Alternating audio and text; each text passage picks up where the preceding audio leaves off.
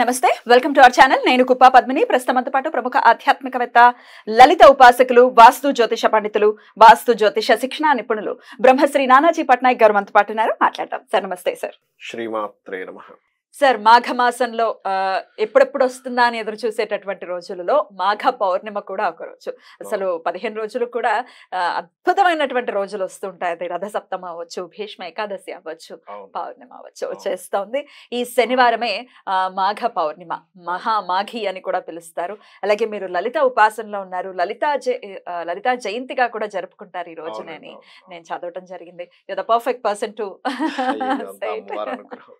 చెప్పండి సార్ మాఘ పౌర్ణిమ విశిష్టత ఏం చేసుకోవచ్చు ఆ రోజున చెప్తాను. అయితే మీరు లలితా ఉపాసన గురించి అన్నారు కాబట్టి నాకు నిజం చెప్పాలంటే లలితా ఉపాసన చేయకముందు నా జీవితము, లలితా ఉపాసన తర్వాత నా జీవితం అనేది నేను సపరేట్ గా చూసుకోవచ్చు. అసలు గీత కాదు, ఒక పెద్ద చైనా వాళ్ళే ఉంటుంది. చాలా బాగా చెప్పారు. అంత డ్రాస్టిక్ చేంజ్ వచ్చింది. అంటే కేవలం నాట్ ఓన్లీ ఏదో ఫైనాన్స్ అని కాదు, ఆలోచన విధానంలో, జీవన విధానంలో, ఒక వ్యక్తిని చూసే విధానంలో, ఒక ఇన్సిడెంట్ ని చూసే విధానంలో. అంటే అక్కడ ఇంతకుముందు ఏదైనా మనకు నచ్చని అంశం జరిగితే ఎమోషన్స్, గొడవ, ఒక రకమైన ఇది వచ్చేసేది. ఇక్కడ ఏమవుతుందంటే మనకి ఒకటేంటంటే జ్యోతిష్ శాస్త్రం తెలియడం వల్ల కూడా ఒక ప్లస్ దీనికి. అంటే ఏంటి, వీళ్ళు ఇలా ప్రవర్తిస్తున్నారు, ఓకే వీళ్ళకి కాంబినేషన్స్ ఎట్లా ఉన్నాయి, సాటర్న్ మార్స్ ఏదో కాంబినేషన్ ఉంటుంది అందుకే వీళ్ళు అగ్రెసివ్ గా ఉన్నారు. అమాయకంగా ఉన్నారు, ఓకే వీళ్ళకి ఏదో సాటర్న్ మూన్ కాంబినేషన్, ఏదో రాహు మూన్ కాంబినేషన్ ఉంటుంది. నేను మిమ్మల్ని పొగుడుతున్నాను అని అనుకోకపోతే నన్ను ఆశ్చర్యపరుస్తుంటుంది మిమ్మల్ని మీరు ఒక్కరే అసలు ఏ సిచ్యువేషన్ అయినా ఇంత కూల్ గా ఎలా తీసుకోగలరు, ఇంత కూల్ గా నవ్వుతూ ఎప్పుడు. మీరు నంబర్ అమ్మవారి అనుగ్రహం. అమ్మవారి అనుగ్రహం. మీ నంబరు నేను చిన్నప్పుడు ఒక ఎంగేజ్ లో ఉన్నప్పుడు చాలా అగ్రెసివ్ గా ఉండేవాడు. మీరు అగ్రెసివ్, ఎంత అగ్రెసివ్ గా ఉండేవాడిని అంటే మీరు నిజం. నా లైఫ్ చాలా అగ్రెసివ్. చిన్నప్పుడేమో చాలా అమాయకం, ఒక ఎంగేజ్ వచ్చేసరికి విపరీతమైన అగ్రెసివ్. లలితా అమ్మవారిని ఎప్పుడైతే నేను పట్టుకున్నానో వాట్ ఈస్ లైఫ్ అనేటువంటిది అమ్మవారు నాకు చూపించింది. అంటే ఒక్కొక్క నామం గురించి అర్థం తెలుసుకుంటూ, సరే అంటే అమ్మవారి గురించి వచ్చింది కాబట్టి చెప్పుకోవాలి. చెప్పండి సార్, మీరు చెప్తే మేము వినాలి. అయితే ఇంకొక పర్సనల్ క్వశ్చన్, ఉపాసన అంటే ఏం చేస్తారు సార్ చెప్తారా? చెప్తాను. ఫస్ట్ లో నాకు కూడా తెలిసేది కాదు, ఏదో మామూలుగా ఏదో పూజ చేసేవాడు. తర్వాత ఉపాసన అంటే నాకు అర్థమైన విషయం ఏంటంటే లలితాశాస్త్ర నామాల గురించి మొత్తం చదివి అర్థాలు తెలుసుకున్నాక ఎక్కడ లేదు అమ్మవారు, ఎక్కడ లేదు, అంతటా ఉంది కదా. అంతటా ఉన్నప్పుడు నేను చేసే ప్రతిదీ అమ్మవారి సంబంధించిందే అనే విషయం నాకు అర్థమైంది.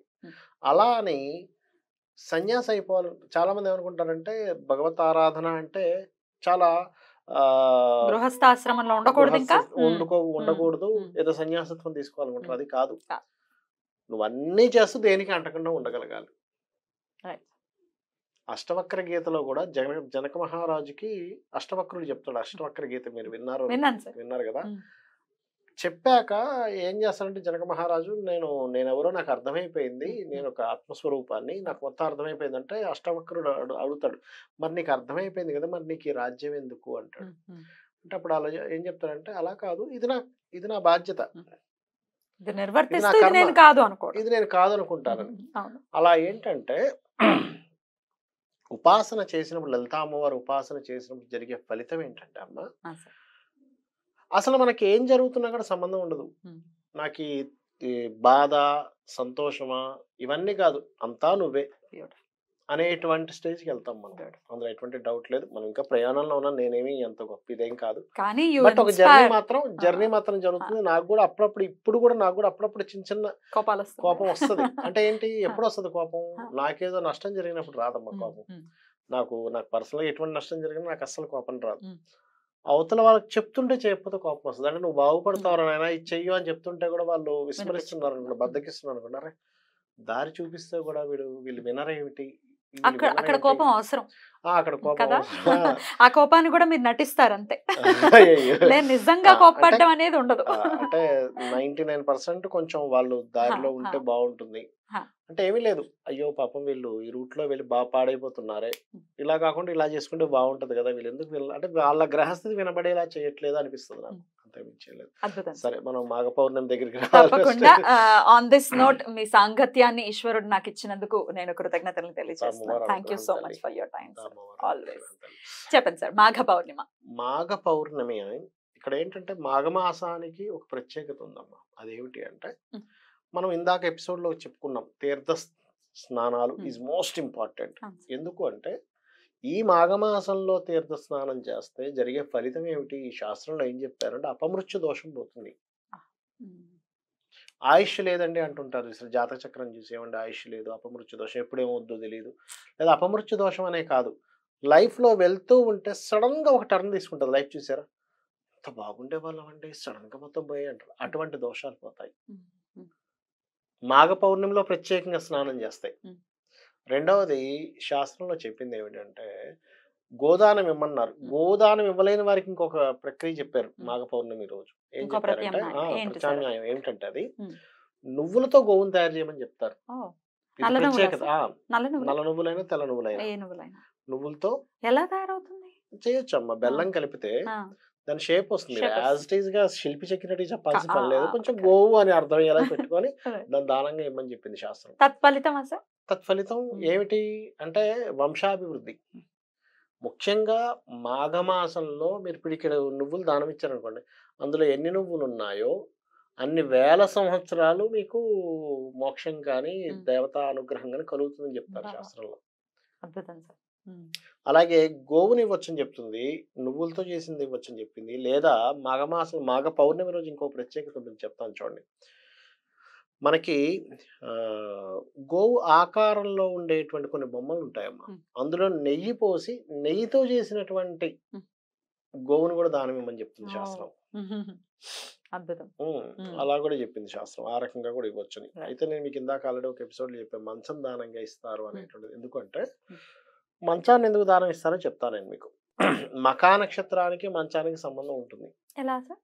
ఉమ్, ఉంటుంది ఆ ఉమ్, నక్షత్రం సంబంధించినటువంటి దాంట్లో చెప్తూ ఉంటారు. ఉమ్, అలాగే సూర్య భగవానుడి యొక్క రాసుల్లో చంద్రుడి యొక్క సంచారం మకా నక్షత్రం అక్కడే ఉంటుంది, సూర్యరాశుల్లో ఉంటుంది. ఉమ్, సర్వసాధారణంగా భార్యాభర్తలు ఎక్కడ విడిపోతారంటే ఇగో క్లాషెస్ వల్లే. అవును సార్. వాళ్ళకి ఇగో క్లాషెస్ రాలేదు అంటే విడిపోయే ఛాన్సే ఉండదు. నా డబ్బులు నువ్వు ఎందుకు వాడావు, మా వాళ్ళని నువ్వు ఎందుకు ఇలా అన్నావు అంటే ఇగో, మా వాళ్ళని అంటావా, Yeah. మీ వాళ్ళని అననివ్వవా, ఇది ఇగోగే కదా. అననివ్వవా అని ఈగోనా? అననివ్వవా అంటే నువ్వు అడ్డం పడుతున్నావు, నేను నా తప్పు నా తప్పే చూస్తున్నావు, నువ్వు వాళ్ళ తప్పు నువ్వు చూడట్లేదు. Correct correct correct. వీటిని ఈ మంచము దానం ఇవ్వడం ద్వారా ఈ క్లాషెస్ పోతాయని చెప్తుంది శాస్త్రం. ఓకే, అట్లా మంచం ఒక్కటేనా సార్ మొత్తం? అంటే పరుపు మంచము మంచం పరుపు దిండు ఇవ్వమని చెప్తుంది శాస్త్రం. రైట్. ఉమ్. Right. అట్లాగే ఇంకోటి ఏంటంటే ఈ మాఘమాసం మనకి ప్రత్యేకంగా ఈ లలితాదేవికి సంబంధించిన జయంతి కూడా వచ్చింది కాబట్టి ప్రత్యేకంగా లలితా సహస్రనామాలు గనక ఉదయము సాయంత్రం గనక చేయగలిగితే దేవి పురాణంలో చెప్పినట్టుగా ఆవిడ ఒకటే చెప్తుంది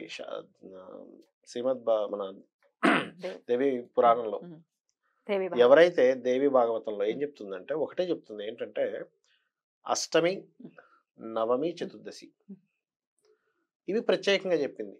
ఈ రోజుల్లో ఎవరైతే నన్ను కంటిన్యూస్గా చేస్తారో మీరు మీ కర్మల గురించి ఆలోచించకండి. ఇంకా నేను ఈ నక్షత్రంలో పుట్టాను, ఆ రాశిలో పుట్టాను, ఈ లగ్నంలో పుట్టాను, వాస్తు ఇలా ఉంది, దోషం ఇవేమీ వద్దు. ఎందుకంటే వీటికంటే హయ్యర్ లెవెల్ మీరు అమ్మవారిని ప్రార్థిస్తున్నారంటే ఇవన్నీ చిన్న లెవెల్. జాతకము జ్యోతిష్యం నా దశ బాగాలేదు, నాకు ఏళ్ళు నడిచిన వచ్చింది, నాకు ఎవడో గండం ఉందని చెప్పి ఏమి అక్కర్లేదు. ఏం అక్కర్లేదు. హయ్యర్ లెవెల్కి వెళ్ళిపోయారంటే అమ్మవారు చేయి పట్టుకున్నారు. అమ్మ ఒళ్ళో ఉన్న పిల్లవాడు దేని గురించి బెంగపడాలి? అసలు చాలా సెక్యూర్ గా ఫీల్ అవుతాడు కదా. అంతే కదా. డెఫినెట్లీ విశ్వం మొత్తము కూడా ఎవరి చేత రక్షింపబడుతుంది? ప్రతి ప్రాణం అంటే తల్లి చేత. అలాంటిది ఈ తల్లులు అన్ని రూపాల్లో ఉన్నటువంటి అమ్మవారి చేతిలో మీరు ఉన్నారు. ఇంక దేనికి మీరు బెంగపడాలి? నా జాతకం బాగాలేదు, నా వాస్తు బాగాలేదు, ఏదో అయిపోయింది, ఏదో చెప్పాడు. వేరే అసలు పూజలు ఇవి కాదు, అసలు ఇవన్నీ కాదు. ఇవన్నీ అష్టమి నవమి అండ్ చతుర్దశి 3 రోజులు తర్వాత శాస్త్ర పరిజ్ఞానం తెలిసిన వాళ్ళు ఏం చేశారంటే వీటితో పాటు అమావాస్య పౌర్ణమి కూడా ఫలితం ఉంటుంది 5 రోజులు అని చెప్పారు. 5 రోజులు చెప్పారు. ఈ 5 రోజులు ఎవరైతే ఉదయం సాయంత్రం లలిత చేసుకోగలిగితే ఎలా చేసుకోవాలి? ఎవరైనా నాకు రాదండి, చాలా మంది ఏమంటారు యూట్యూబ్ లో ప్లే చేయకూడదు అంటారు. అదేం లేదమ్మా, మీరు ఎలా నేర్చుకుంటారు? మీరు యూట్యూబ్ ఎందుకు ప్లే చేయకూడదు? అసలు దీని గురించి మాట్లాడాలి సార్. అసలు ఎందుకు ప్లే మరి శృతి ఎలాగా రాసుకున్నారా? వినపడింది కదా, వినపడే కదా వచ్చింది. కాబట్టి ఏంటి, నువ్వు నేర్చుకోవడానికి one of the instrument. Instrument కాబట్టి నువ్వు నేర్చుకోవడానికి ఒకటిగా అనుకో, వాళ్ళు ఎలా పలుకుతున్నారో తెలుస్తుందిగా.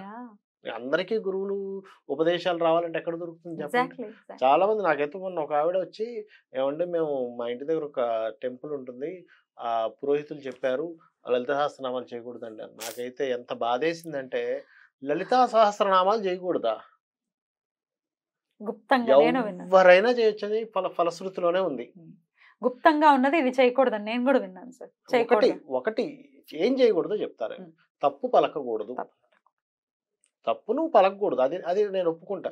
కానీ ఎవరు చేయకూడదు అంటే ఏంటది? ఇంకా లలిత వశిన్యాది వాగ్దేవతలు ఏమైపోవాలి? అరే మేము లోకానికి అందిద్దామని చెప్పి నిండు సభలో మేం చెప్తే ఇష్టం వచ్చినట్టు. అంటే నాకు అర్థం కాని విషయం ఏంటంటే, వీళ్ళకి ఏ అర్హత ఉందని లలిత సహస్రనామాలు చేయకూడదని చెప్పేస్తారు. మీకున్న అర్హత ఏమిటి అనిపిస్తుంది నాకు. ఫలశ్రుతిలో క్లియర్ గా ఉంది అందరూ చేసుకోండి అని, మీరు వచ్చేసి లలిత సహస్రనామాలు చేసుకోకూడదు అంటే కొన్ని విన్న వాళ్ళైనా లాజికల్ గా ఆలోచించారు. ఆలోచించాలి. ఫలశ్రుతిలో ఏముందో చదువుదాము, నిజంగా ఉంటే చదువుకోవచ్చు, వాళ్ళు ఏదో అజ్ఞానంతో చెప్పారని అని అనుకోవాలి. అమ్మ మీరు దేవతలమ్మ మా కోసం ఇది చెప్పారు అది చెప్పారు అని కొంతమందిని పొగడ్డాం ఇట్లా కాంట్రడిక్ట్ చేసిన వాళ్ళని. అసలు ఏంటంటే క్లారిటీ ఇవ్వాలి. సరే చేసుకోకూడదు అంటే ఎక్కడ చేసుకోకూడదు అంటే, మీరు తప్పులు చదవకండి. తప్పులు చదవడం వల్ల ఒక అక్షరం తప్పు జరిగితే దాని దోషం ఉంటుంది, అందులో ఎటువంటి డౌట్ లేదు. నేను కూడా చెప్తున్నాను, మీరు ఏదో పిచ్చి పిచ్చిగా చదివేసుకుంటే కాదు. సో మీకు రావాలంటే ఏం చేయాలి? రోజు వినాలి. వినగా వినగా వినగా సబ్ కాన్షియస్ మైండ్ ఏం చేస్తుంది? మీకు తెలియకుండానే ఆ పదం అక్కడే పడేదేలా చేస్తుంది. అలాంటప్పుడు మీకు స్టార్టింగ్ లో రాదు, కానీ లలిత చేసుకోవాలన్న భక్తి బలంగా ఉంది. అబ్బా నాకున్న కర్మ మొత్తం తొలగిస్తుంది అమ్మవారు, కాబట్టి నేను లలిత చేసుకుంటాను ఉంటుంది, కానీ నాకు చదవడం రాదు అనుకోండి. అప్పుడు ఏం చేయొచ్చు? చక్కగా యూట్యూబ్లో పెట్టుకొని ఒక్కొక్క నామం రోజు నేర్చుకుంటూ, ఇంకా వీలైతే మీకంటే కొంచెం లలిత రోజు చేసే వాళ్ళని మీరు కొంచెం సంప్రదిస్తూ, ఏమంటే నేను ఇలా పలుకుతున్నాను, యూట్యూబ్లో ఇలా ఉంది, ఇది కరెక్టేనా? కరెక్టే. అలాంటి వాళ్ళు ఎవరైనా బాగా తెలిసిన వాళ్ళని తీసుకొని, లేకపోతే ఇంకా ఇంకా పర్ఫెక్ట్ అంటే నిజంగానే గురువుల దగ్గరికి వెళ్ళి నేర్చుకొని. ఇప్పుడు అందరికీ గురువులు దొరకాలంటే దొరకరు కదా. చక్కగా మనకి సామవేదం గారు చెప్పారు, చాగంటి వారు చెప్పారు, యూట్యూబ్లో ఉన్నాయి చక్కగా. వాటిని చూసుకొని తప్పులు లేకుండా ఒక నామం తీసుకోండి స్టార్టింగ్. శ్రీమాత్రే నమః. మీరు ఇంకెక్కడ తప్పులు చదువుతూ కూర్చుంటారు? శ్రీమాత్రే నమః అనుకోండి చక్కగా. మొత్తం లలిత చదవడంలో నాకు తప్పు వస్తుందని భయం వేస్తే నేను ఒకటే చెప్తాను, శ్రీమాత్రే నమః. స్టార్టింగ్ నామం దగ్గర శ్రీమాత శ్రీ మహారాజ్ఞియే కదా, శ్రీమాత్రే నమః మొదటి నామం చేసుకోండి, తప్పే ఉంది. లేదు నేను మొత్తం నేర్చుకోవాలనుకుంటున్నాను, చక్కగా రోజు కూర్చొని ధ్యానంలో కూర్చొని ఆ లలిత సహస్రనామాలు వినండి చాలు, మీరు పలకక్కర్లే. నేనేమంటానంటే మీ మనసుతో వింటే, ఇప్పుడు వేద మంత్రాలు చేస్తుంటారు హోమంలో, హోమం జరిగేటప్పుడు వేద మంత్రాలు చదువుతుంటారు, చండీ పారాయణమే ఉందనుకోండి, సద్బ్రాహ్మణులు దాన్ని లయబద్ధంగా అది ఎలా ఉచ్చరించాలో తత్సంబంధంగా చేస్తూ ఉంటారు. అప్పుడు ఈయన వింటుంటాడుగా, ఫలితం కదా. కాబట్టి వినండి చక్కగా, ఎవరొద్దన్నారు. విని లలితా సహస్రనామాలు వినడము చదవడము కంటే కూడా ఇక్కడ అర్థం చేసుకోవాల్సింది ఏంటంటే, లలిత అంటే అర్థం చేసుకోవాల్సింది ఏంటంటే, మొత్తం నిండున్నటువంటి అమ్మవారిని నువ్వు చూడు. మొత్తం లలిత సహస్రనామంలో ఏముంటుందంటే అంతా నేనే అని చెప్పి ఉంటుంది, అంతా నేనే ఉన్నాను శక్తి రూపంలో, అన్నిట్లో నా శక్తే ఉంది అని చెప్పి చెప్తుంది. అన్నిట్లో ఉన్న అమ్మవారి శక్తిని మీరు అర్థం చేసుకోవాలని లలిత. అమ్మవారిని పొగిడేసి పక్కనున్న ఆడదాన్ని తిట్టేస్తుంటే కుదరదు. ఇది మీరు అన్నది 100% కరెక్ట్. నువ్వు అమ్మవారిని పొగిడేసి, అమ్మవారిని నేను భక్తుడిని, మహాభక్తుడిని, నేను రోజు ఉపాసన చేస్తాను, రోజు పొద్దున్న సాయంత్రం లలిత చదివేస్తాను అనుకొని నువ్వు ఇంట్లో భార్యను తిట్టేసి, అమ్మని తిట్టేసి, బయట ఉండేటువంటి ఆఫీస్ లో ఉండేటువంటి స్త్రీమూర్తిని తిట్టేస్తే లలిత అమ్మవారు నీకు ఏమీ ఇవ్వదు అక్కడ. తర్వాత నెపం మళ్ళీ అమ్మవారి మీద, నేను ఎన్ని పూజలు చేస్తున్నా అమ్మవారు నాకేం కరుణించట్లేదు, మీరు చెప్పేవన్నీ వేస్ట్ లని పిచ్చి కమెంట్లు అంటే ఏంటంటే తత్వం తెలియకపోతే ఇట్లా పిచ్చి పిచ్చివన్నీ మాట్లాడుతూ ఉంటారు జనాలు, అంతకు మించి ఏం లేదు. థాట్ ప్రాసెస్ లో మార్పు రావాలి.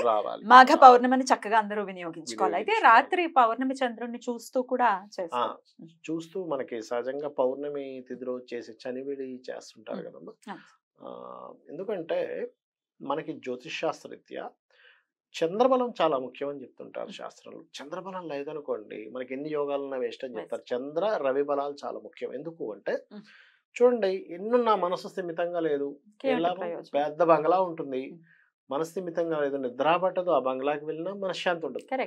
మనస్థిమితంగా ఉంది, చిన్న సింగిల్ బెడ్రూమ్ లో అయినా వాడు ప్రశాంతంగా పడుకుంటాడు, గుడిసెలో ఎంత హాయిగా పడుకుంటాడు. అంటే ఏమిటి? మనస్కారకుడు చంద్రుడు, చంద్రమా మనసో జాతః అని చెప్పింది శాస్త్రం.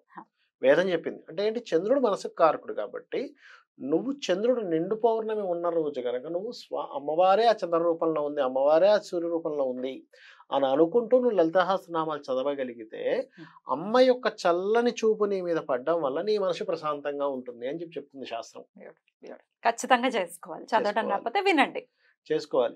ఇంట్లో ఉండే అమ్మనే చూసి, అమ్మ నువ్వు లలితామ్మ నువ్వు ఈ రూపంలో ఉన్నావు అని దండం పెట్టుకోండి. ఇంకే పూజ ఏ రూపంలో లేదు అమ్మవారు. బ్యూటిఫుల్ సార్, చాలా చాలా అద్భుతంగా చెప్పారు. అమ్మ పట్ల మీకున్న ప్రేమని అది ప్రకాశిస్తోంది మీ మాటల్లో. అయ్యో మీరు నమ్మరు, మా మదర్ ఏంటంటే నాకు ఎంత ఇష్టం అంటారంటే, అంటే దేవుడు గనక ఇప్పుడు ప్రత్యక్షమై నీకే వరం కావాలి అంటే మళ్ళీ ఆ అమ్మ కడుపునే పుట్టాలని అడుగుతా. అంత కూల్ అండి. అంటే ఏంటంటే ఆవిడకి ఇంకేమీ తెలియవంటే తెలియదని కాదు, సో ఇంటెలిజెంట్. కానీ ఆవిడ పని ఏంటంటే ఇంట్లో ఇల్లు చూసుకుంటున్నానా, నా భర్తకి ఏం కావాలో చూసుకుంటున్నాను, నా పిల్లలకి ఏం కావాలో చూసుకుంటాను. ఇంతకు మించి పక్క వాళ్ళతో వెళ్ళి మాట్లాడేవాడు కూడా కాదండి పెద్దగా. ఆవిడ పని ఆవిడ చేసుకునేవారు అంతే. అలాగే కదా ఉండాల్సింది, సాధన అదే అసలు సాధన. అద్భుతం సార్, అద్భుతం. చాలా చాలా చక్కగా మాకు వివరించారు sir. Thank you so very much. నమస్తే. శ్రీమాత్రే నమః.